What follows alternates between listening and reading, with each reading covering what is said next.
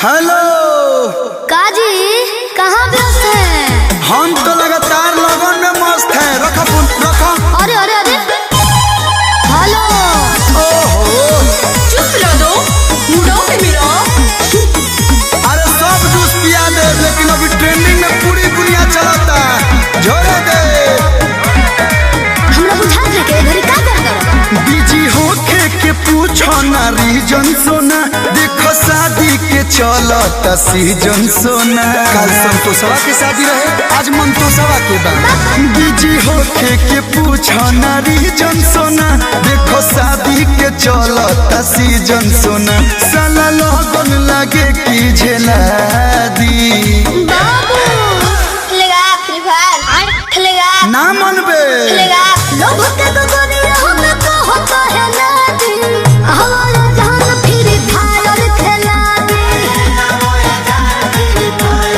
अरे अरे हमारा जान फ्री फायर खेला दी। जाना था ना बाबू 5 मिनट में खेलेगा 5 मिनट में हम खेलेगा।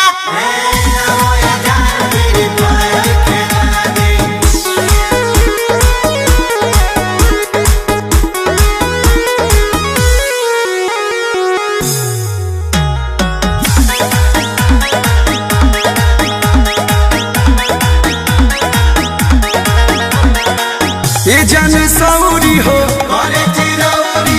कुछ दिन याउरी हो। सुना होना तो हो पेटा में पहले तो नेट चाहला मत रही हो। हाँ। ए सुना हो हंसी बोलत बातिया मत रही हो। रहे दो माई जानी तो घर से बेला दी। बाबू खेलेगा फ्री फायर खेलेगा ये कौन है जो बार बार मुझे फ्री फायर खेलने के लिए उकसा रहा है? खेलेगा अरे लोग के तो दुनिया में तो होता है लादी हमारा जान फ्री फायर खेला दी। ओ हमारा जान फ्री फायर खेला दी। खेलेगा खेलवा ये के मन बेकार है।